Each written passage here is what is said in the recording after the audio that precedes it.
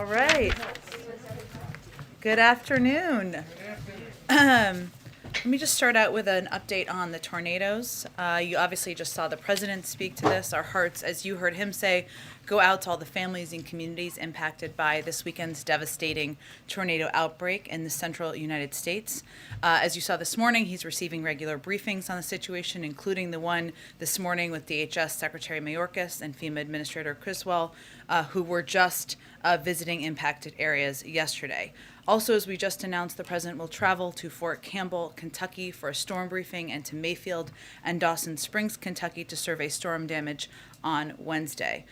We have been working around the clock through the weekend closely with governors of impacted states and local leaders to ensure they have everything they need to respond to and recover from this unimaginable tragedy.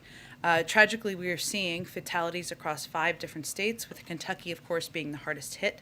On Saturday, as many of you saw, the president immediately approved Kentucky Governor Andy Beshear's request for an emergency disaster declaration for the state, making federal assistance available to support state and local response efforts to save lives and protect property. And yesterday, the president immediately approved a major disaster declaration for Kentucky, making federal funding available for temporary housing and home repairs to help individuals and business owners recover. And I think many of you may have seen our FEMA administrator speak directly to people having places to live and be and stay as being one of the issues we are working through.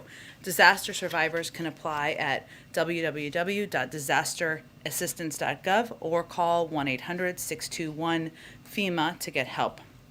The president's action also makes federal funding available to the state and eligible local governments and nonprofit organizations for emergency work.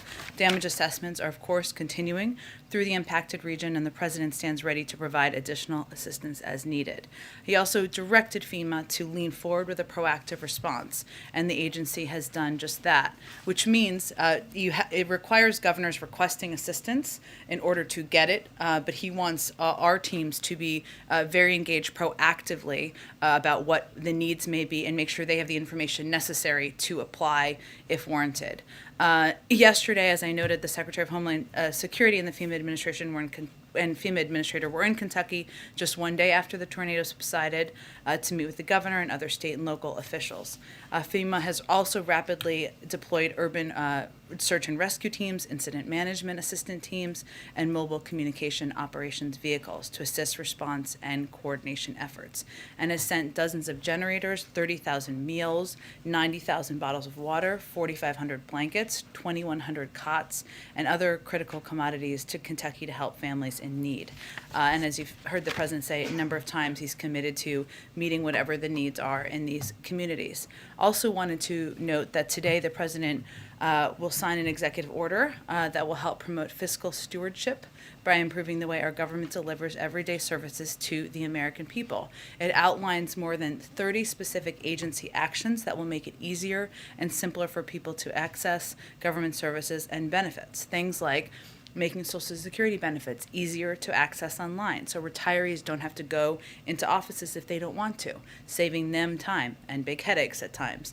Using innovative technology to speed airport check-ins and reduce wait times, allowing Americans to renew their passports online instead of having to print forms and pay with a paper check or money order, and providing online tools that make it simpler to file your taxes. Also, you can update your address in there and not have to do it through repeated forms. I found that particularly exciting. The executive order also ensures agencies focus on the needs of the American people and spells out a process for agencies to continually improve their delivery of services.